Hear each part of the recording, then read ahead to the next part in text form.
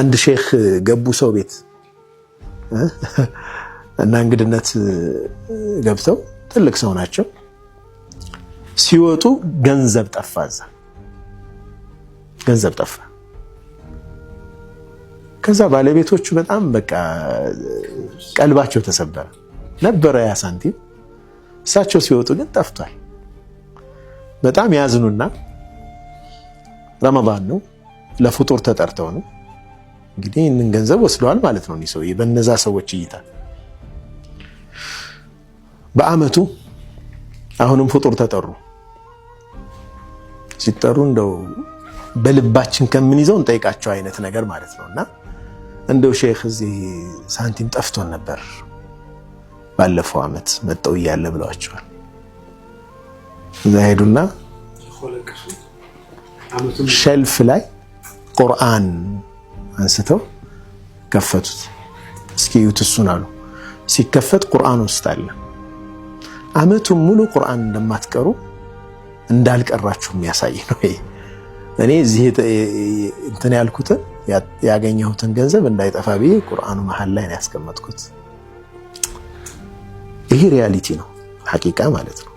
ብዙዎቻችን ረመዳን ላይ ነው የምናነሳው ቁርአን ጋር ተለያይተናል። ከሐጅ መልስ ሐጅም የተመለስንም ይሁን ሌሎቻችንም ቢያንስ በቀን 20 ደቂቃ ላይ ቁርአን እንስጥ፣ ቁርአን እንቅራ፣ ያልቀራን እንቅራ፣ የቀራን ቲላዋ እናድርግ፣ ከቲላዋ ወደ ሒፍዝም እንምጣ፣ ቁርአንን ከቁርአን ጋር እንቀራረብ፣ ማዕናውን ለመረዳት ጥረት እናድርግ።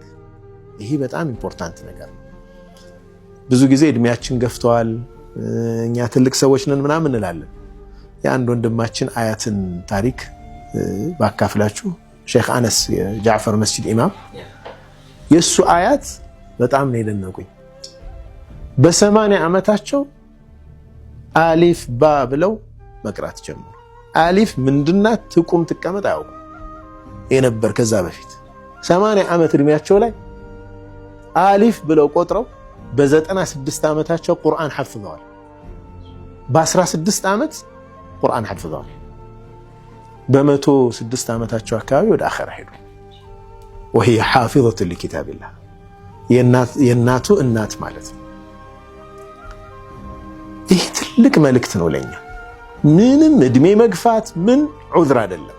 ኮሚትመንት ካለ በየቀኑ ከያዘ በየቀኑ ጊዜ ከመደብንለት ቁርአን ያልቀራን ሰዎች አሊፍ ብለን መቅራት እንችላለን።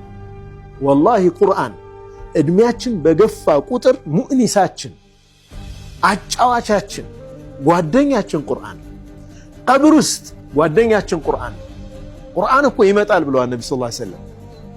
የቁርአን ወዳጅን ቁርአን ያናግረዋል። አና ሳሒቡከ አልቁርአን፣ እኔ እኮ ወዳጅህ ቁርአን ነኝ ይለዋል።